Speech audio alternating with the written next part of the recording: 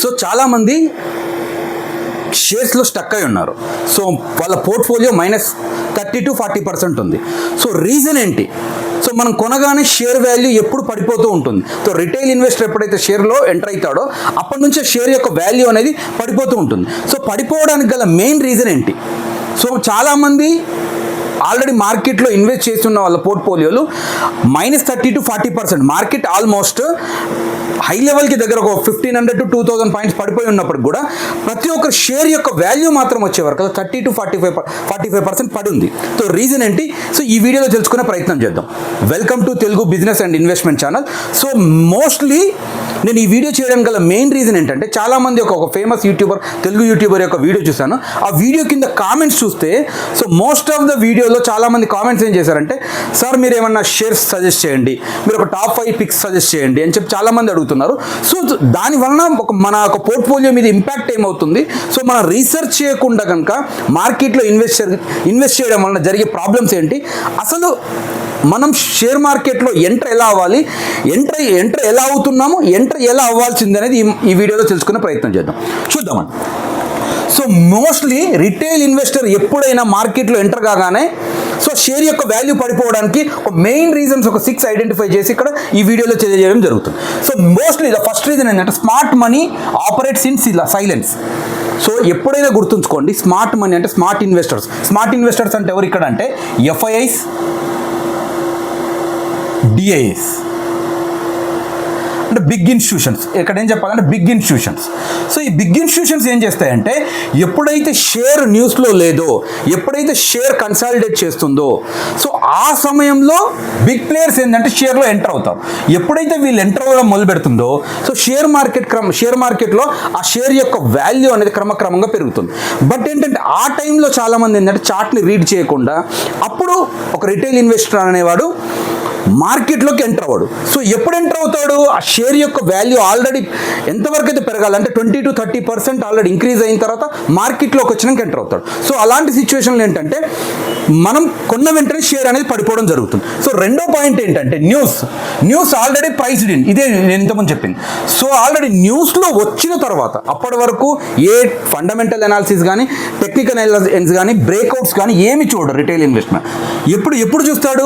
Already ఆ share యొక్క పరిస్థితుల గురించి ఆల్రెడీ షేర్ పెరుగుతుంది అని చెప్పేసి న్యూస్ ఛానళ్ళలోనో మీడియాలో చూడబట్టి ఏంటంటే అప్పుడు ఎంటర్ అవుతాడు. సో ఎప్పుడైతే మనం ఎంటర్, సపోజ్ ఒక షేర్ యొక్క వాల్యూ 250 రూపీస్ ఉంది, మనం ఏం చేస్తాము? ఒక 5 రూపీస్ అంతా కొంచెం తగ్గగానే 245 దగ్గర ఎంటర్ చేస్తాం. 245, 246, 241 ఈ రేంజ్లో ఎంటర్ చేస్తాం.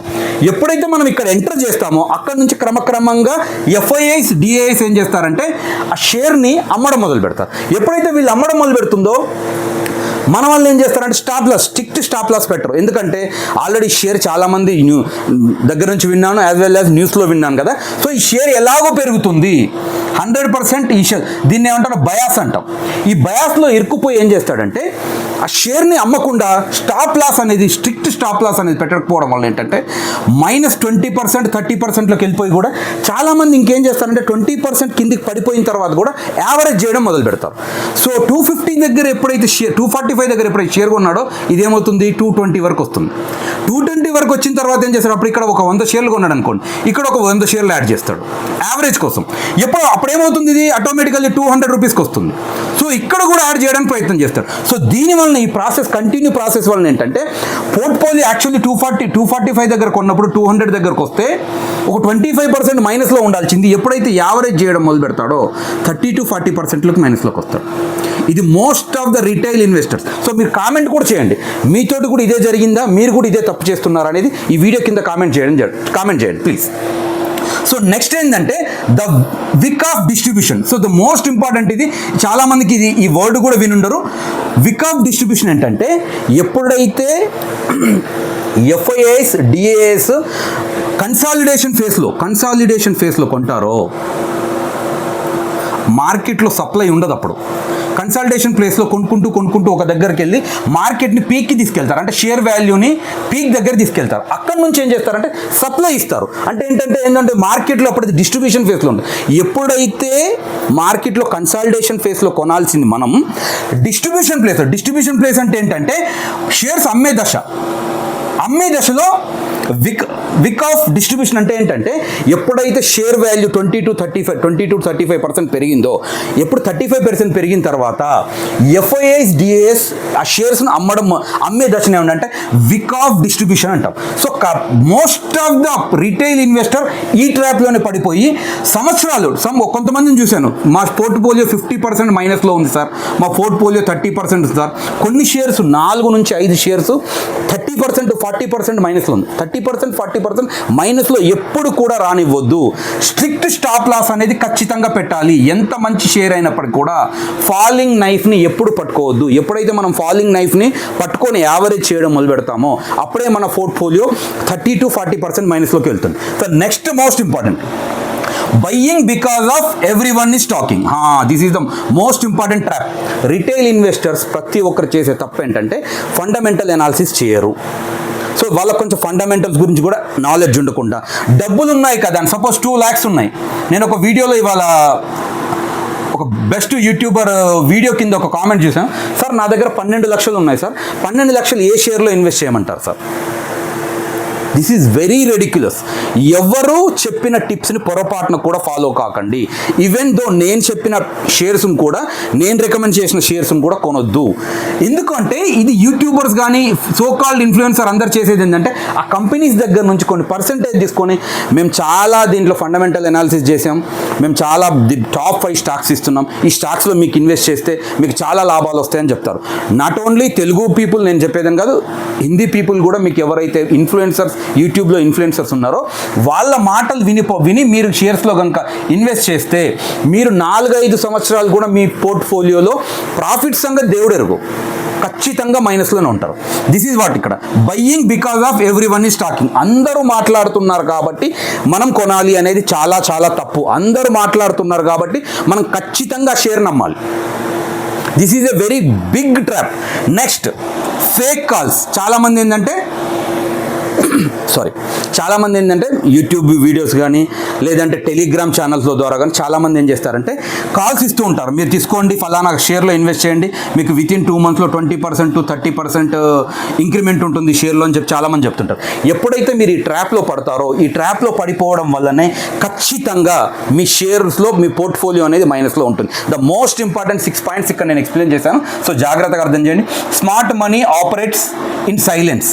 ఎప్పుడు కూడా షేర్లో ఇన్వెస్ట్ చేయాలి ఎప్పుడు అంటే ఫండమెంటల్లీ మనం ఫండమెంటల్స్ తెలుసుకొని, మీ దగ్గర టైం లేకపోతే మీరు ఆఫీస్లో బిజీగా ఉంటే ఈవినింగ్ వచ్చిన తర్వాత ఒక 1 hour కేటాయించండి.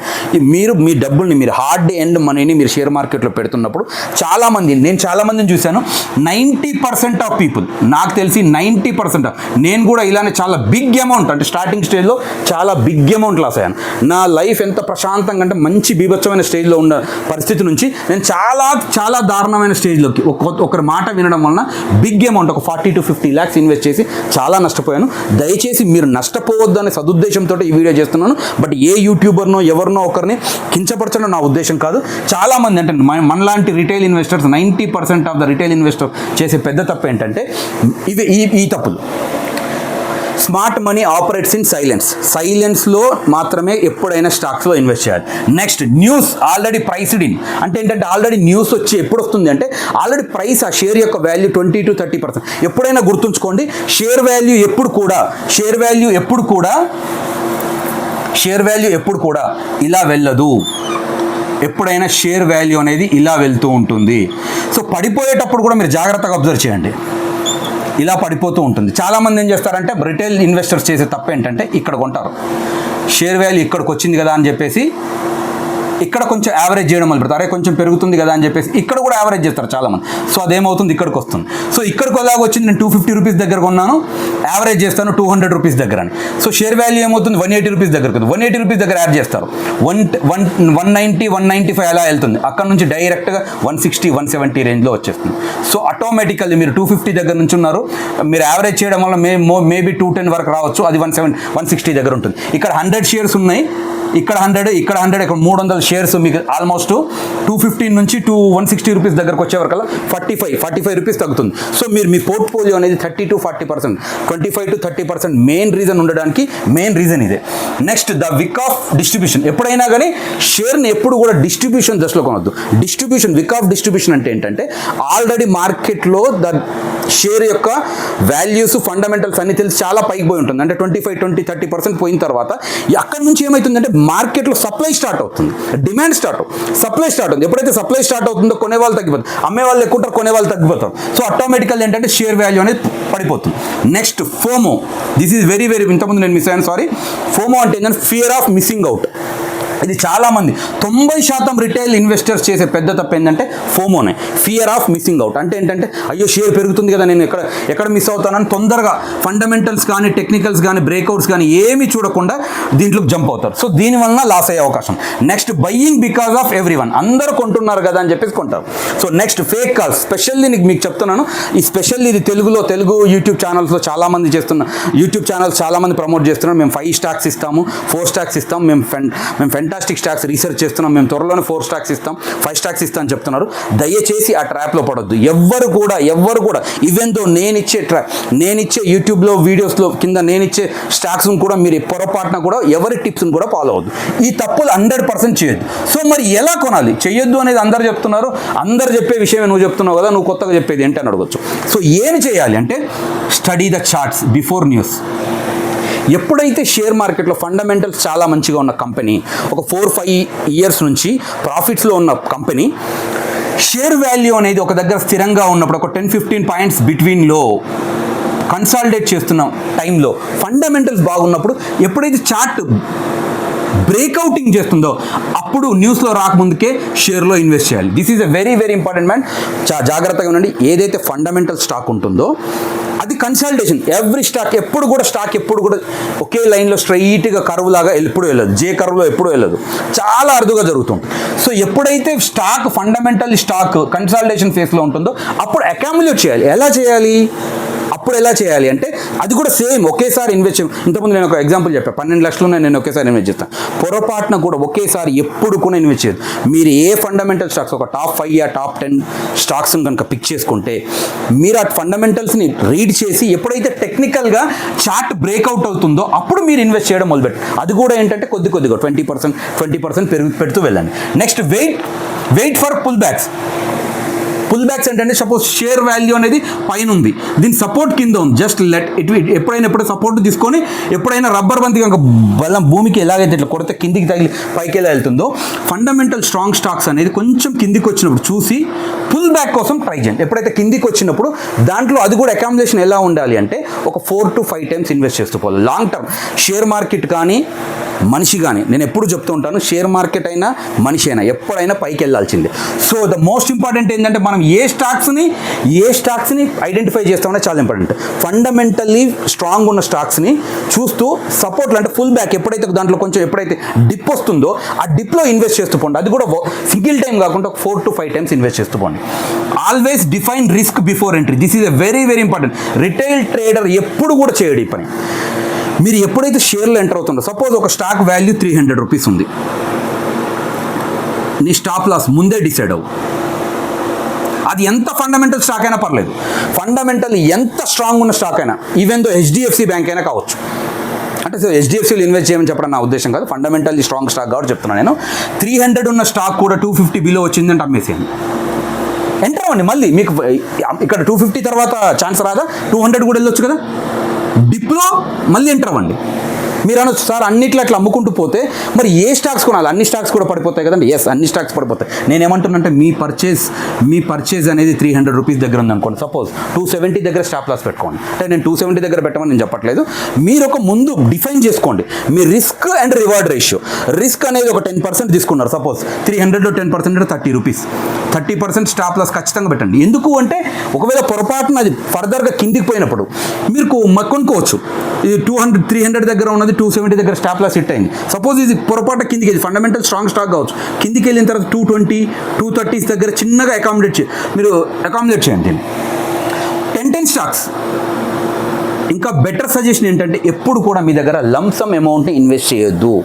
మంత్లీ మీరు శాలరీ బేస్డ్ అయినా, మీరు మంత్లీ శాలరీ బేస్డ్ ఎంప్లాయీస్ అయితే కనుక ఎవ్రీ మంత్ ఒక ఫండమెంటల్లీ ఒక 10 స్టాక్స్ని ఐడెంటిఫై చేయండి. ఒక ఫండమెంటల్లీ 10 స్టాక్స్ని ఐడెంటిఫై చేయండి. మీరు చార్ట్స్ ఫండమెంటల్స్ నేర్చుకోండి. ఒక గంట కనుక యూట్యూబ్ వీడియోలో కనుక మీరు కేటాయిస్తే ఫండమెంటల్స్ చదవచ్చు. నేను మీకు 100% ప్రామిస్ చేస్తున్నాను, అప్కమింగ్ వీడియోస్లో ఫండమెంటల్స్, ఒక స్టాక్ యొక్క ఫండమెంటల్స్ ఎలా చదవాలనే దాంట్ మీద క్లియర్గా ఇప్పటి నుంచి రెగ్యులర్గా వీడియోస్ చేస్తాను. సో నా ఛానలే చూడమని నేను ఎప్పుడు చెప్పను. మీకు ఎవరైనా యూట్యూబర్ నచ్చితే, ఎవరైతే ప్రొఫెషనల్గా ఉన్నారనుకున్నారో ఆ యూట్యూబర్ యొక్క ఛానల్ చూడండి, ఫండమెంటల్స్ని ఖచ్చితంగా చదవండి. Next, cut losses fast, let profits run. అదే చెప్తున్నాను, అదే పాయింట్ అండి. లాసెస్ అనేది ఎప్పుడైనా as early as possible cut చేయండి. మీరు వెయిట్ చేస్తూ మొదలు పెట్టారనుకోండి, మీ లైఫ్ టైం మొత్తం వెయిట్ చేయడం మొదలు పెడతారు. నేను చాలా మందిని చూశాను 50 lakhs ఇన్వెస్ట్ చేసి కూడా ఈ రోజు కూడా వాళ్ళ పోర్ట్ఫోలియో వాల్యూ 35-40 lakhs ఉన్న వాళ్ళని, ఒక 5-6 years నుంచి ఉన్న వాళ్ళని కూడా చూశాను. మార్కెట్ టాప్లో ఉన్నప్పుడు కొంటారు. మార్కెట్ అనేది ఇప్పుడు ఒక 2000-2500 పాయింట్స్ పడిపోయింది. సో ఇక్కడికి వచ్చిన స్టాక్ పైకి వెళ్ళడం అంటే చాలా కష్టం. సో 10% మీరు కనుక రిస్క్ పెట్టుకొని ఉంటే 10% పడిపోయింది స్టాక్ని తీసేస్తే, ఇప్పుడు 30% మైనస్లో ఉంది అనుకో, మీరు 20% దగ్గర కింద కొనేవాళ్ళు కదా. So that is the most important. Cut losses fast, let profits run. Next, never follow tips, do own research. This is the most very very very very important point. Retail investor చేసే time ఏంటంటే ట్రేడింగ్లో invest చేసిన తర్వాత దాన్ని చూడడానికి 2 గంటలు 3 గంటలు time కేటాయిస్తారు. కానీ ఒక షేర్ యొక్క ఫండమెంటల్ రీసెర్చ్ చేయడానికి మాత్రం పొరపాటున కూడా ఒక 1 hour కేటాయించలేరు. This is hard real truth. కొన్న తర్వాత ఇది పడిపోతుంది సార్, ఇది ఏం చేయాలి, ఇది ఎలా న్యూస్ దాన్ని ఫాలోఅప్ చేస్తాను. నేనేమంటున్నానంటే ఒక షేర్ గురించి ఎప్పుడైనా తెలుసుకొని ఇన్వెస్ట్ చేయండి. ఇన్వెస్ట్ చేసిన తర్వాత పొరపాటున కూడా తెలుసుకోవద్దు. ఇలాంటి బ్లెండరే నేను నా లైఫ్లో ఒకటి చేశాను. సో నా లైఫ్లో నేను చేయడం వలన మంచి స్టేజ్లో ఉన్నవాడిని పాతాళానికి వెళ్ళిపోయాను. నెక్స్ట్, సో ఈ వీడియో ద్వారా మీకు ఒక కన్క్లూజన్ ఇద్దాం అనుకుంటున్నాను. సో మార్కెట్ అనేది ఇప్పుడు ఇరాన్ వార్ వలన మార్కెట్ అనేది ఒక 1500-2000 పాయింట్స్ పడిపోయింది. 2-3 రోజుల నుంచి కొంచెం పాజిటివ్లో ఉన్నా కానీ మార్కెట్ 90% ఫర్దర్గా పడిపోయే అవకాశాలు 90% ఉన్నాయి. రీజన్ ఏంటంటే అమెరికా మధ్యన ఇరాన్ మధ్యన వార్ అనేది ఆగే పరిస్థితులు చాలా తక్కువ కనపడుతున్నాయి. ఎందుకు అంటే స్ట్రెయిట్ ఆఫ్ హార్మోజ్ని తెరవాలని అమెరికా అంటుంది, తెరవను అని చెప్పేసి ఇరాన్ అంటుంది. సో దాని ఆధిపత్యం కోసం అమెరికా ఓన్లీ వాల్యూ కోసమైనా అమెరికా ఫైట్ చేస్తుంది. పొరపాటున కనుక అమెరికా సైన్యాలు కనుక గ్రౌండ్ ఇన్వేడ్కి వెళ్తే ఇరాన్ కూడా ఫైట్ చేస్తుంది. సో అక్కడ ఏంటంటే మార్కెట్ అనేది, క్రూడ్ ప్రైస్ అనేది విపరీతంగా పెరిగిపోయే ఛాన్స్ ఉంది. సో పొరపాటున కూడా ఇప్పుడు మొత్తం లంసప్ని ఇన్వెస్ట్ చేయకండి. మీరు ఇప్పుడు కొత్తగా స్టార్ట్ చేసి ఇన్వెస్ట్ చేద్దాం అనుకున్న వాళ్ళ కోసం నేను చెప్తున్నాను. నెక్స్ట్, అమెరికా $40 trillion $40 trillion అప్పులో కూడుకుపోయింది. సో వాళ్ళ అప్పుల నుంచి బయటపడడం కోసం మాత్రమే ఈరోజు ట్రంప్ చేస్తున్న ఈ ఫైటింగ్ ఏంటంటే క్రూడ్ ఆయిల్ మీద కంట్రోల్. ప్రపంచంలో ఉన్న క్రూడ్ ఆయిల్ మీద ఎప్పుడైతే కంట్రోల్ సంపాదించి తన అప్పుల నుంచి, ప్రజెంట్ అప్పులు వాళ్ళ సంపాదన, అమెరికా యొక్క ఇన్కమ్ అనేది వాళ్ళు తీసుకున్న $40 trillion ఇంట్రెస్ట్లు కట్టడానికి సరిపోవట్లేదు. సో అమెరికాలో ఆల్రెడీ ఈ యుద్ధం వలన రెసెషన్ అనేది వచ్చింది. రెసెషన్ అనేది ఆల్రెడీ ఉంది.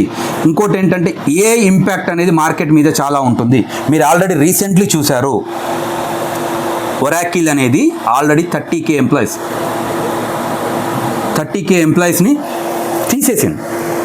దీనికి రీజన్ ఏంటంటే ఈ ఎంప్లాయీస్ దగ్గర నుంచి తీసేయడం వలన మిగిలిన డబ్బులను ఏ మీద ఎక్కువ ఇన్వెస్ట్ చేద్దాం అనుకుంటుంది. సో ఫర్దర్ నాకున్న ఇన్ఫర్మేషన్, ఐఎమ్ నాట్ షూర్, నాకున్న కాంటాక్ట్స్ ద్వారా నేను చెప్తున్నాను, ఇది రాసి పెట్టుకోండి. ఇప్పటి వరకు ఏ యూట్యూబర్ ఎవ్వరు కూడా చెప్పలేదు. సెప్టెంబర్ లేదా అక్టోబర్ వరకు ఇంకొక 35K, సెప్టెంబర్ లేదా అక్టోబర్ వరకు ఇంకొక 35K ఎంప్లాయీస్ని కూడా తొలగించే పరిస్థితులు ఆర్కిల్లో కనపడుతున్నాయి. సో దయచేసి నేనేం చెప్తున్నా అంటే ఎవరైతే ఇన్వెస్ట్ చేయాలనుకుంటున్నారో వాళ్ళు పొరపాటున కూడా ఇప్పుడు ఒకేసారి లంసంగా ఇన్వెస్ట్ చేయకండి. సో మార్కెట్లో ఫర్దర్ డిప్ ఒకవేళ వస్తే నేనైతే చాలా వరకు వస్తుందని అనుకుంటున్నాను. సో ఫర్దర్ డిప్స్ కోసం వెయిట్ చేయండి. ఆ డిప్స్ వచ్చిన తర్వాత కూడా కొంచెంగా ఇన్వెస్ట్ చేయండి. ఎప్పుడైనా మార్కెట్ మొత్తం ప్రపంచ యుద్ధం జరిగిన అణుబాంబులు వేసినా కానీ మార్కెట్ మొత్తం జీరో అవ్వదు. మార్కెట్ పడిపోవడం ఎంతవరకు కరెక్టో సేమ్ మార్కెట్ అనేది పెరుగుతుంది అనేది కూడా అంతే నిజం. సో నేనేం చెప్తున్నా అంటే ఈ వీడియో ద్వారా నేను ఇచ్చే కంక్లూజన్ ఏంటంటే నెక్స్ట్ ఇంకోటి ఫెడరల్ రిజర్వ్ కూడా ఇంట్రెస్ట్ రేట్స్ దాని మీద బట్టి కూడా మార్కెట్ యొక్క మూవ్మెంట్ అనేది అర్థమవుతుంది. సో నేనేం క్లియర్గా ఈ వీడియో ద్వారా మీకు తెలియజేయాలనుకుంటున్నా అంటే పొరపాటున కూడా ఒకేసారి లంసంగా ఇన్వెస్ట్ చేయొద్దు. స్పెషల్లీ ఏ యూట్యూబర్ ఇచ్చిన సలహాలు పాటించి మీరు షేర్ మార్కెట్లో ఇన్వెస్ట్ చేయడం అనేది చాలా చాలా పెద్ద తప్పు. సో పొరపాటున కూడా ఎవరి టిప్స్ని ఫాలో కాకండి. మీరేం చేయండి అంటే ఒక షేర్ యొక్క ఫండమెంటల్స్ చదవడం నేర్చుకోండి. ఫండమెంటల్స్ చదవడం కోసం రోజు ఒక గంట కేటాయించిన మీరు షేర్ కొన్న తర్వాత మీరు పడే టెన్షన్ కంటే దానికంటే ముందే ఒక గంట కేటాయించి ఎవరిదైనా ఒక యూట్యూబర్ని ఫాలో అవ్వండి. ఫండమెంటల్స్ అనేది నేర్చుకోండి. సో నా ఛానల్ ద్వారా నేను చెప్పేది ఏంటంటే ప్యూర్గా మీకు ఒక 50,000 రూపీస్ పెట్టి మీరు trading course fundamentals as well as trading technical analysis ఇది నేర్చుకున్నా కానీ నేర్పనంత సబ్జెక్ట్ని నేను ఒక దగ్గర 1,00,000 రూపాయలు ఖర్చు పెట్టుంటా కోర్సులు నేర్చుకోవడం కోసం. మీరు నమ్మినా నమ్మకపోయినా ఇది నిజం. సో నేను నేర్చుకున్న దాన్ని మీకు free of cost, A Telegram channel ఉండదు, ఏది ఉండదు, ఫ్రీ ఆఫ్ కాస్ట్లో మీకు నేర్పించడానికి ప్రయత్నం చేస్తా. ఫర్దర్ వీడియోస్ కోసం వెయిట్ చేయండి. మీకు దీంట్లో నా కంటెంట్ నచ్చితే దయచేసి చెప్తున్నాను, మీకు ఏ కంటెంట్ మీద మీకు వీడియో కావాలని దయచేసి కామెంట్ చేయడానికి ప్రయత్నం చేయండి. So thank you very much.